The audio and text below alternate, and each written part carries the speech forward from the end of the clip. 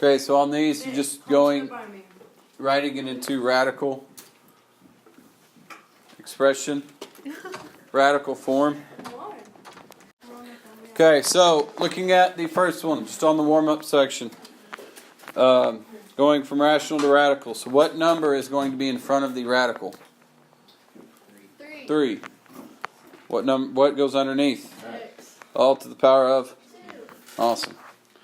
Going to number 2. Holly, what goes in front of the radical? 2. Okay, if it's a 2, do I have to write that? No. What goes underneath it? 16, all to the power of? 3. Is it wrong if you write 2? If you're asked to evaluate it, no, it's not wrong. If you write 2 in the front, it's not wrong. If you're asked to evaluate it, which is what it says, what is the square root of 16? 4. What's 4 to the power of 3? 12. No. 64.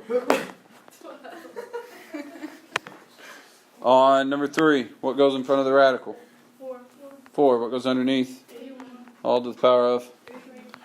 What is the 4th root of 81?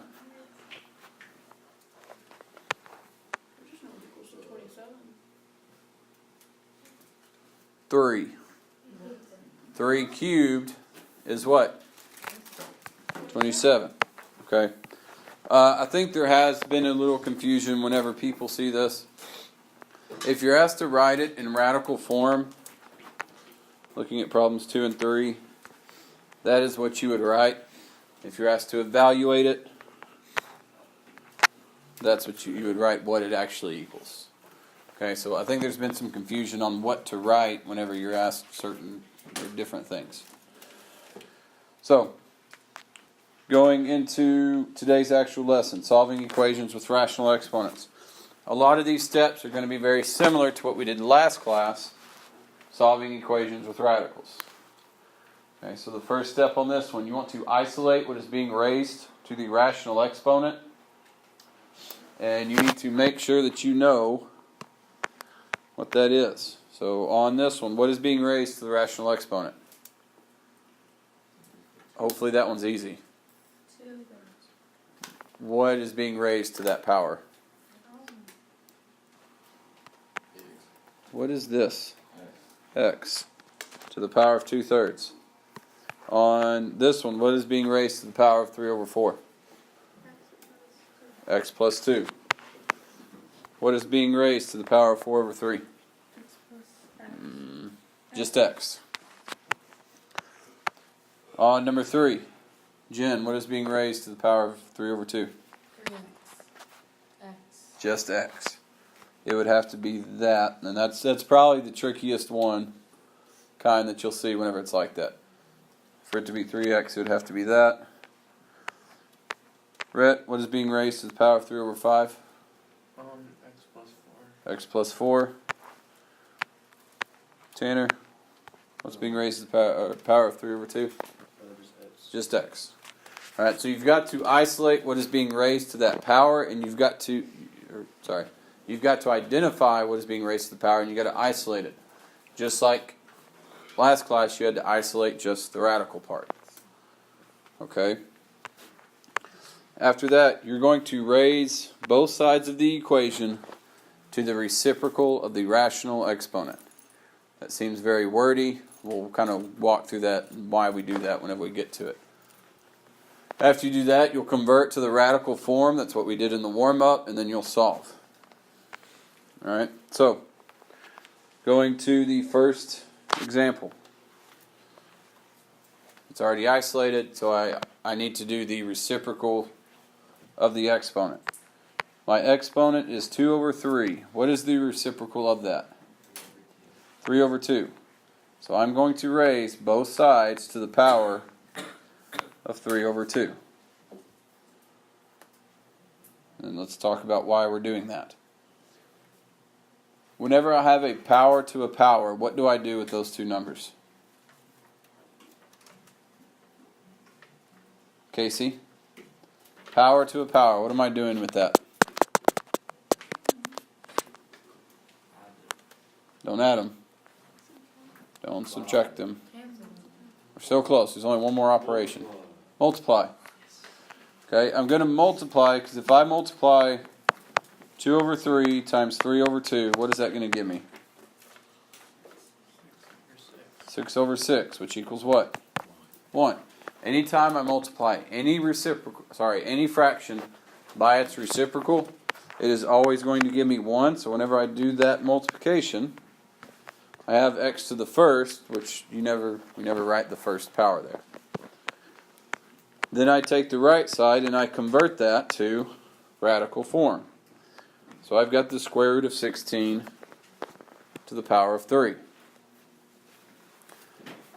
which we already figured out on the warm-up that the square root of 16 to the power of 3 is 64.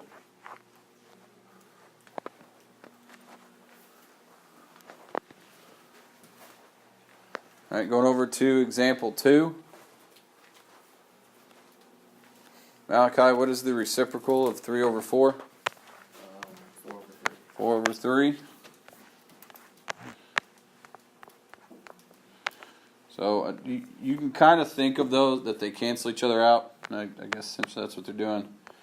But you still need to know that you're trying to raise one side to the power of 1. So you end up with x plus 2 equals the cube root of 8 to the power of 4. Don't overcomplicate that. Always do the root first. So what is the cube root of 8?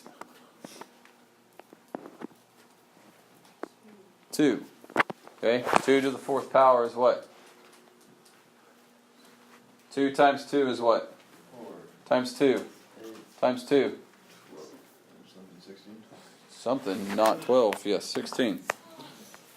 So I get x plus 2 equals 16. Then I just subtract 2.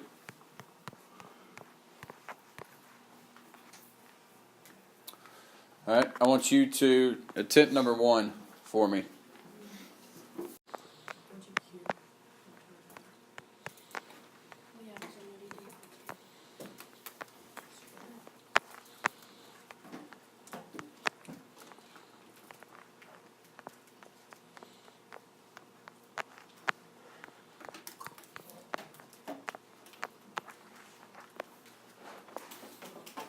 Should have gotten 25 on that one. Looking at number 4. I need to be able to identify that is the part that is being raised to the rational exponent. So I need to get rid of the 3 and the 6. Which one do I need to get rid of first? The 6. I'm going to subtract 6.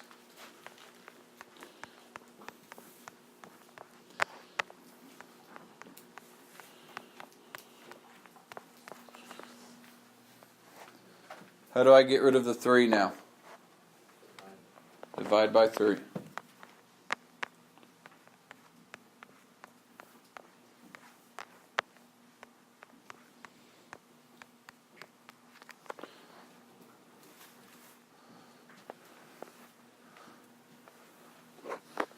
After that, Holly, I'm going to raise both sides to the power of what?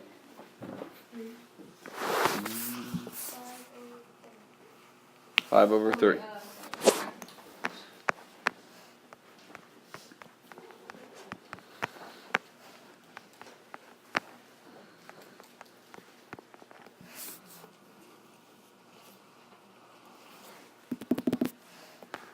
After that, I would convert that side to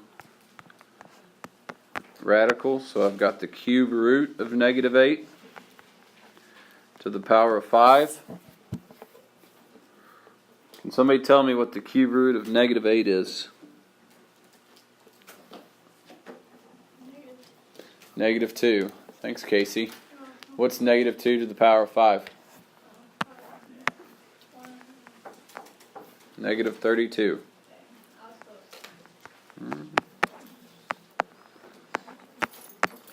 And then I would subtract 4 to get negative 36.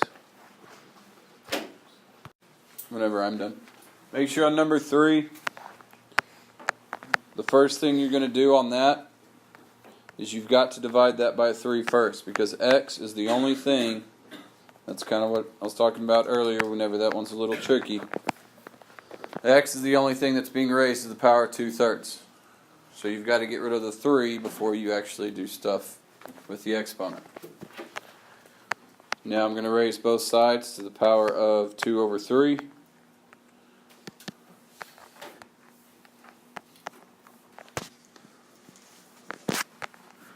That goes to the cube root of 27 squared.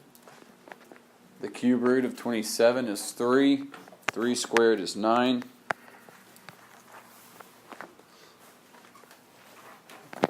There you go. Okay, do Alright? Can you please do the other two? Yeah, can you do number 5? Yep. Please. So, what is being raised to the rational exponent? It's already by itself. I don't have to move anything else around. So I'm going to raise both sides to the power of 2/5.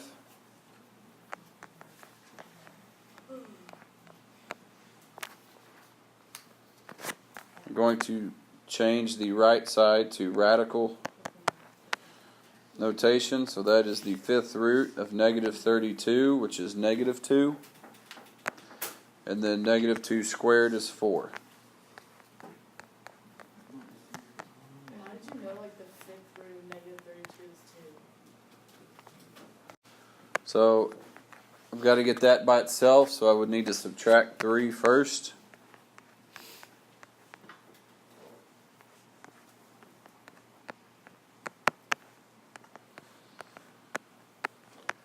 Raise both sides to the power of 3/2.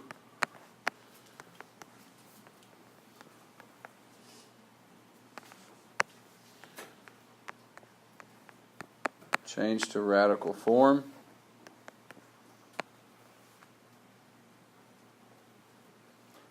The square root of 4 is 2. 2 cubed is 8. And then 8 minus 2 would give me 6.